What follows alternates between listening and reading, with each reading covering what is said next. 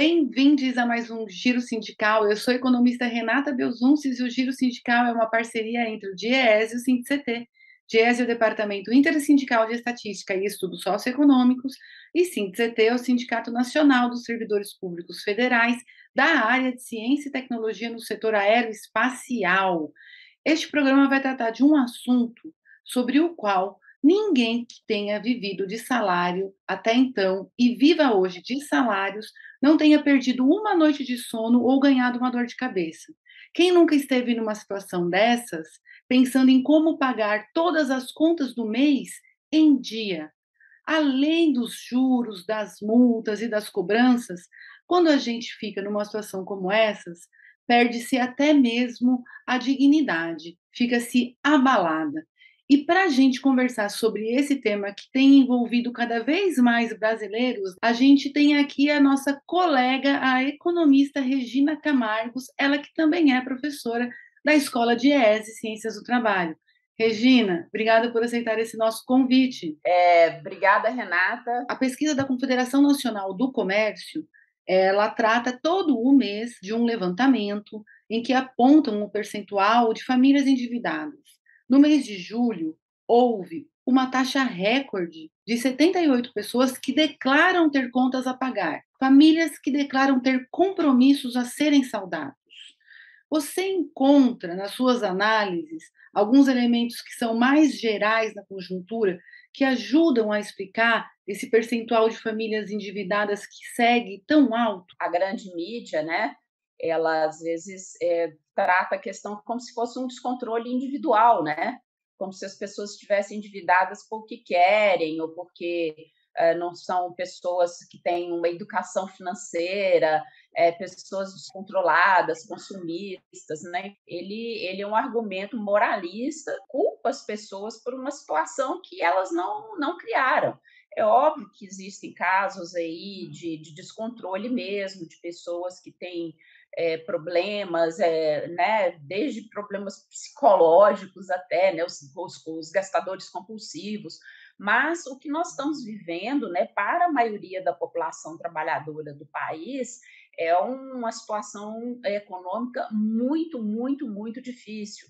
É uma situação que combina uma estagnação econômica, pandemia, recessão, taxa de juros elevada, inflação. Essa questão do endividamento, né, longe de ser uma questão ligada a comportamentos individuais ou das famílias, está ligada a uma situação econômica do país muito crítica e que penaliza a massa trabalhadora do país, né? Regina, do total das famílias que revelaram esse endividamento, 85,4% apontam como grande vilão das suas dívidas o cartão de crédito.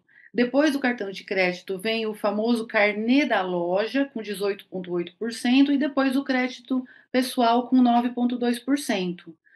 O cartão de crédito se não é com certeza uma das modalidades mais caras de endividamento. Por que o endividamento no cartão de crédito ele é tão oneroso? Em primeiro lugar também, né, nessas mistificações aí, nessas argumentações falaciosas que a gente vê alguns educadores financeiros, né, influencers, né, youtubers dizendo, né, o pessoal não sabe usar cartão de crédito. Bom, quem é o pessoal que não sabe usar cartão de crédito? É justamente, não por coincidência, uma parcela expressiva é a parcela da população que não tem acesso ao sistema financeiro tradicional, né? Uma boa parte das pessoas que têm cartão de crédito, às vezes tem mais de um, dois, três cartões, né? São pessoas que não têm acesso a esse sistema financeiro convencional, ou seja, não têm acesso a outras opções de financiamento, de crédito para suas operações, para gerir seu orçamento, para fazer suas compras, só tem o cartão de crédito. Né? Então, é uma situação até um pouco paradoxal. A maioria dessas pessoas não tem uma conta bancária, mas tem e até mais cartões de crédito. E é a forma como essas pessoas foram inseridas no sistema financeiro. É a forma mais perversa né, de inserção das pessoas de baixa renda no sistema financeiro é via cartão de crédito. As lojas de departamento, né, as grandes redes do comércio vão quase que enfiando cartões de crédito no bolso das pessoas, né?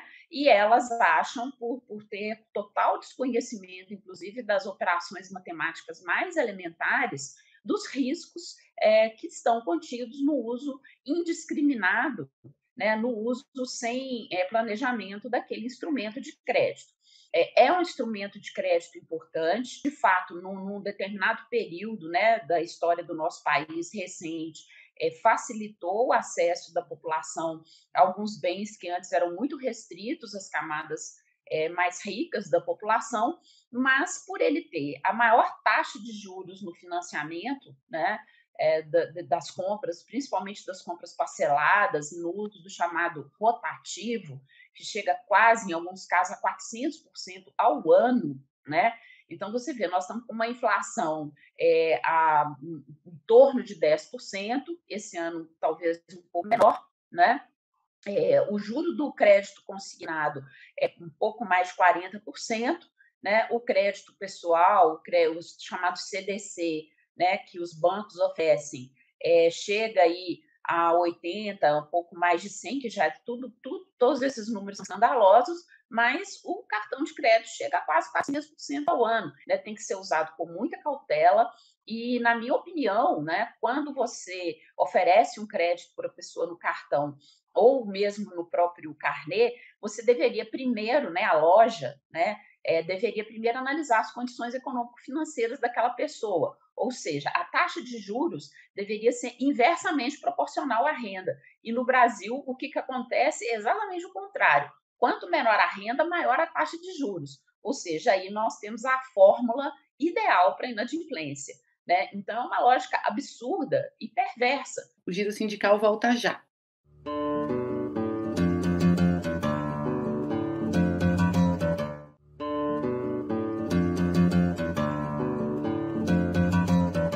O Giro Sindical está de volta e este programa recebe a economista Regina Camargos e a gente está batendo um papo aqui sobre a situação do endividamento das pessoas no Brasil e, em especial, dos trabalhadores. A gente sabe, você, como foi uma negociadora muito tempo do movimento sindical, você sabe que quando uma empresa ela tem uma dificuldade, ela entra no processo de falência, existe todo um regramento para que ela saia dessa situação. Ela entra numa recuperação judicial, são organizados quem são os primeiros, segundos e terceiros credores, se vai haver o arresto de máquinas, arresto de ativos.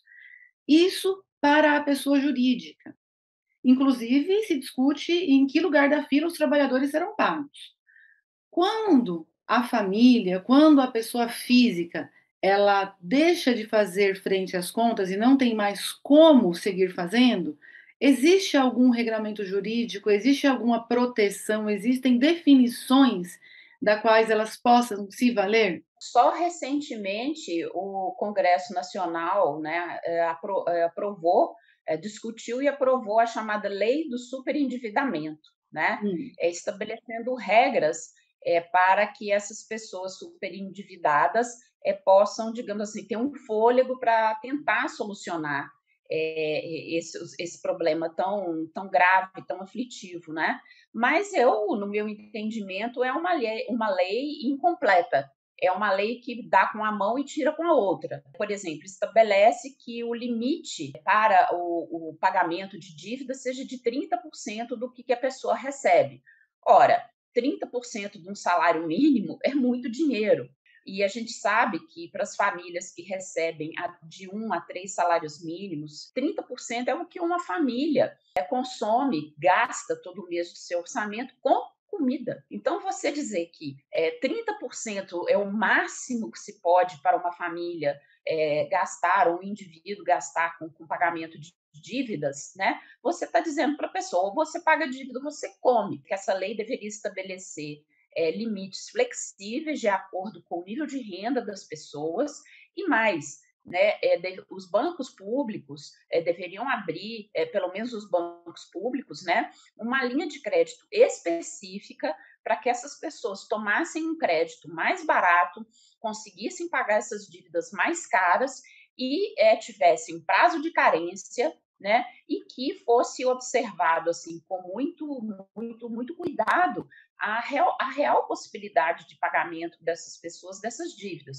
Ou seja, não basta você dizer o limite é tanto e a pessoa só pode comprometer tanto. Se você não estabelece qual é a faixa de renda que essa pessoa, essa família está inserida, se você por trás, o Estado não garante a essa pessoa, por exemplo, um acesso a um crédito mais barato para que ela consiga, pelo menos, resolver o endividamento nessas modalidades mais caras, como o cartão de crédito. Então, você tem que dar um suporte, né, um acompanhamento, né, por um educador financeiro, uma pessoa que possa, ou um setor do banco público, ou de uma instituição, do Banco Central, da CVM, que seja, né, para dar um suporte para essas pessoas, né, para elas terem com quem conversar. É como se fosse assim, uma terapia econômica. Regina, sabe-se que há muitas vezes má fé ou indução ao engano por parte dos agentes que fornecem créditos.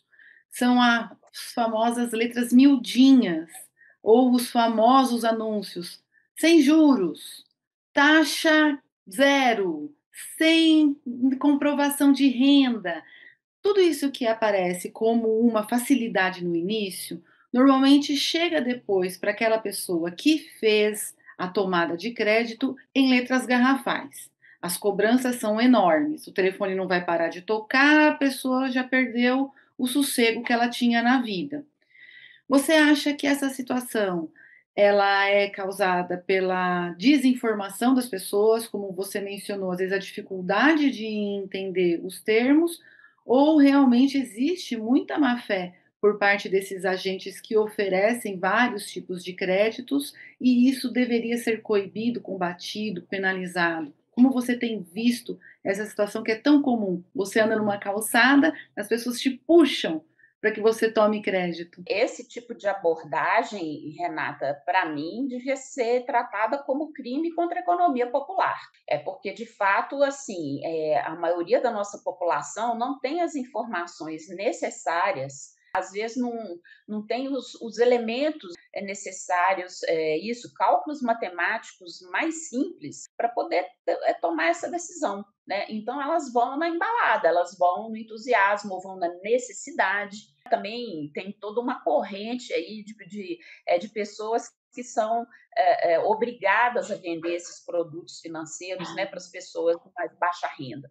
Né? Então, eu sei que os trabalhadores do sistema financeiro também têm que cumprir metas, agindo até contrariamente aos seus valores, aos seus princípios, né? Mas eles também são um pouco vítimas, são um pouco reféns desse sistema maluco. Né? Então, acho que é uma cadeia de erros, né? É uma cadeia de erros que penaliza na ponta o consumidor final.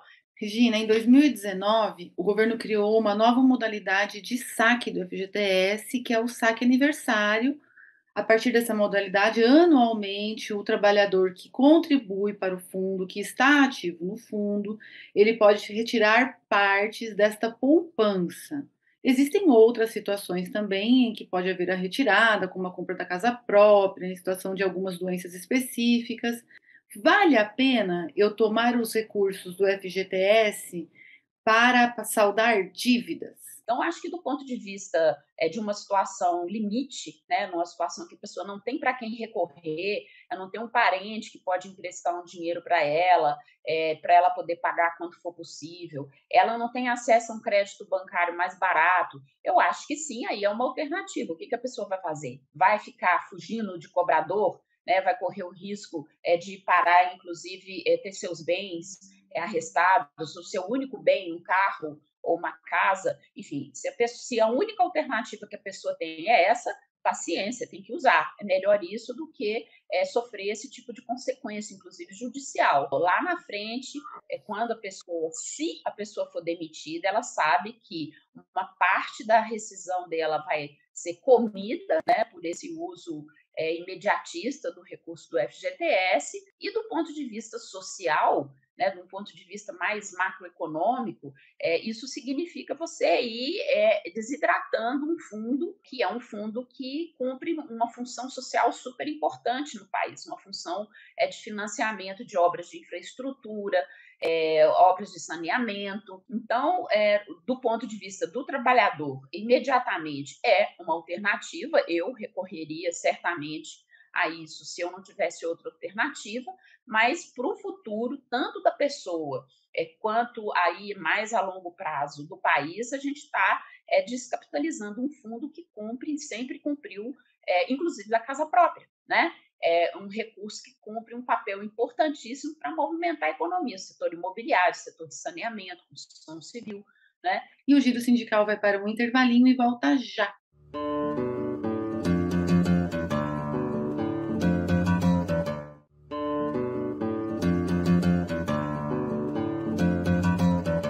O Giro Sindical está de volta e este programa recebe a economista Regina Camargos e estamos fazendo aqui um bate-papo sobre a situação de endividamento das famílias.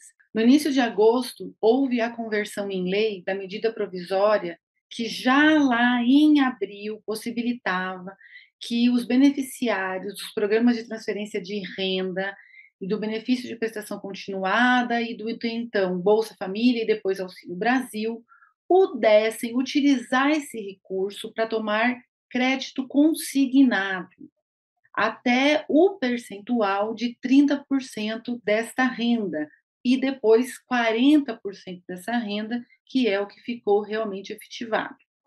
Virou lei. Ainda está sob regramentos, ainda está sujeito a modificações, ainda alguns bancos já dizem que não utilizarão recursos para atender esse público, no entanto, já há mais de 10 mil instituições financeiras habilitadas para fornecerem esse crédito para essas pessoas.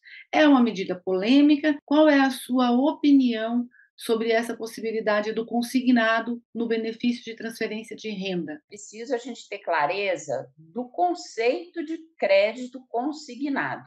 O que é o crédito consignado? A consignação como se eu dissesse para a pessoa o seguinte: estou consignando esse empréstimo porque eu sei, né, que você tem uma garantia de pagamento desse recurso que você pegou emprestado. Então, o crédito consignado em folha de pagamento. Eu estou dizendo o seguinte: você, trabalhador, seletista, que trabalha para a empresa X ou Y, traga para mim um comprovante da sua empresa de que você recebe salários por essa empresa, ou aposentado, eu sei que você recebe aposentadoria pelo INSS. A consignação exige uma garantia prévia. Por isso, é um tipo de crédito que pode ser oferecido, né, que os bancos oferecem com uma taxa de juro um pouco menos indecente, eu não diria que ela é baixa, né? É uma taxa de juro menos indecente praticada nas outras modalidades de crédito.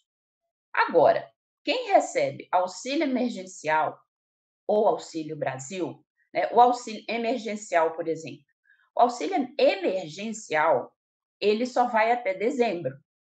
O Auxílio Brasil, ele já está garantido para 2023.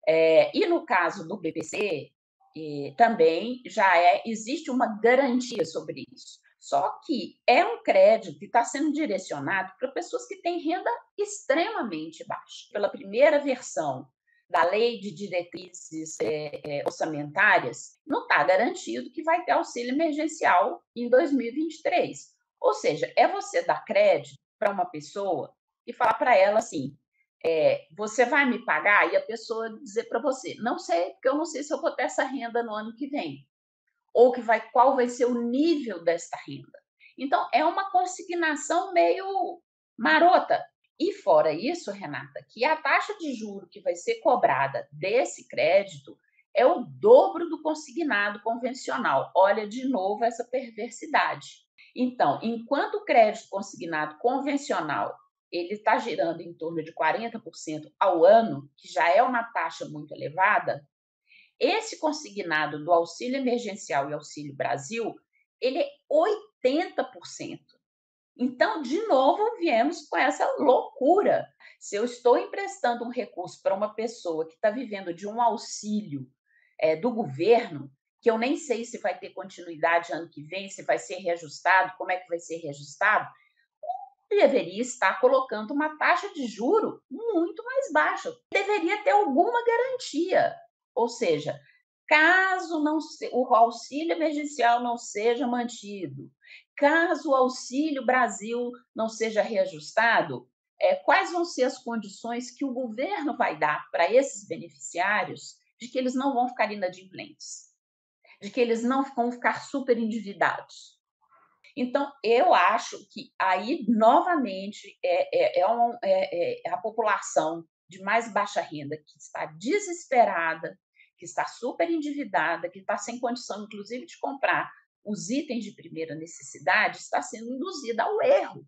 E é um erro que pode comprometer ainda mais a vida já tão difícil, tão dura dessas famílias. O que o governo devia estar fazendo é antecipar, mediante o próprio Tesouro Nacional, as parcelas para essas pessoas. E o governo que se vire com os bancos para pagar essa dívida. E não deixar as pessoas na mão de instituições financeiras, né, que às vezes vão cobrar taxa de juro até mais alta que os 80%. Para a gente terminar, deixa eu te fazer uma pergunta de um ponto de vista mais geral. Essa situação do endividamento, ela causa algum efeito mais global sobre a economia? Ela dificulta, por exemplo, que as pessoas consumam e, evidentemente, de que mais bens sejam produzidos e empregos sejam gerados, ou não passa por aí? O professor Ladislau Dobor, né, que é um estudioso muito há muitas décadas, né, que ele estuda essa perversidade do sistema financeiro brasileiro, ele disse que o que o sistema financeiro drena de recursos produtivos da sociedade por meio de taxas de juros extorsivas daria assim para ter um acréscimo no PIB substantivo, né? E as pessoas poderiam consumir muito mais. Quando eu contraio uma dívida para comprar uma geladeira, eu estou pagando 2 geladeiras, né? A taxa de juros é tão extorsiva que a pessoa compra uma geladeira e paga 2. Ela poderia estar comprando uma geladeira e um fogão, né, se as taxas de juros fossem um pouco mais baixas. Milhões de pessoas estão tendo as suas economias drenadas, o seu esforço como trabalhador, como trabalhadora, sendo drenado para financiar a riqueza de alguns poucos mil rentistas, pessoas que vivem de juros, pessoas que vivem de especulação no mercado financeiro, de aplicações no mercado financeiro. Então, é uma lógica que impede que a economia brasileira cresça, né? Trava o consumo das famílias, trava o desenvolvimento do país, drena recursos do setor produtivo para o setor especulativo da economia e impede que a economia tenha um desenvolvimento sustentável. Mas eu quero agradecer demais a contribuição aqui da Regina, que é economista, professora da Escola de ES e Ciências do Trabalho, e tem feito uma participação aí mais recentemente muito importante para ajudar trabalhadores e trabalhadoras a organizarem as suas finanças e terem um pouco mais de paz. Eu agradeço, Renata, espero que o bate-papo aqui sirva de alerta aí para que as pessoas que estão assistindo o programa evitem essas armadilhas tão perigosas do sistema financeiro. Tchau, tchau.